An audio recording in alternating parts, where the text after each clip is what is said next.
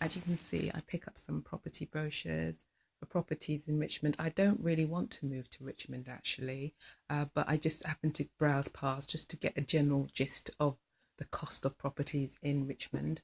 And no doubt the council tax also is going to be quite high. So financially, it's not viable for me at the moment. So yeah, but they say visit your dreams or start picturing what you'd like. And I think I would like to build a house myself rather than buy something that someone's already lived in, because each person has their own taste and their own requirements. So yeah, I think I'd like to build my own home rather than move into someone else's home. I think that's a really good, good idea. So I just thought I'd share this with you. It's a bit of positivity this morning. I've just had two phone calls. One from a governmental consolidated debt company who called me 2 weeks ago about consolidating 70 so my debt and then cancelling 75% of it, and then I pay 25%. But when I explained to him my situation and I knew this was going to happen, he said, oh, they can't help me.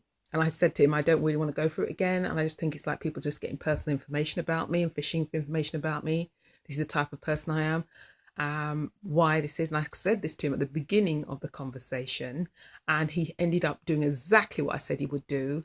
And by the end of it, so it's a waste of my time. So if anybody out there is watching this, please don't come and talk to me about debt consolidation and stuff like that, because I think the only way you really cancel a debt is when you go out and work to do it. And that's by your own hard work of your two hands.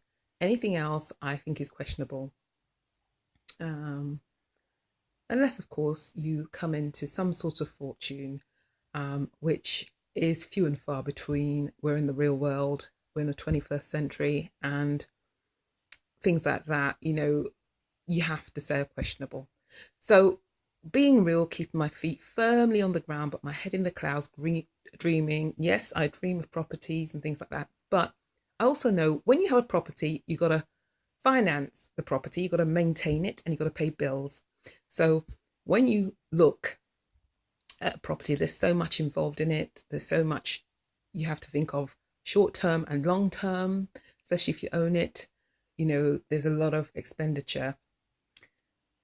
One big help is obviously if you totally pay for it cash, then it's just a case of paying bills and any eventualities and maintenance if anything comes a cropper. If the maintenance, the bigger the property and the more expensive the property, the higher the maintenance level. So you have to take this into account.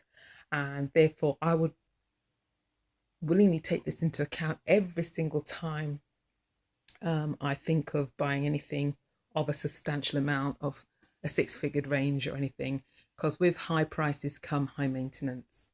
The grounds need to be done, windows need to be replaced or secured, insulation, decorating, say every 5 to 6 years, damp proofing, all sorts of things involved with when you own a property. And also, if you do leasehold, that's even worse because you end up paying a ground rent and a few other things, which is on top of the mortgage that you pay if you were paying for a mortgage. But yeah, there's all sorts of things to think of. And then when you have maintenance people, sometimes they're not all kosher. You have to shop around and make sure that they're not trying to blow your pocket, because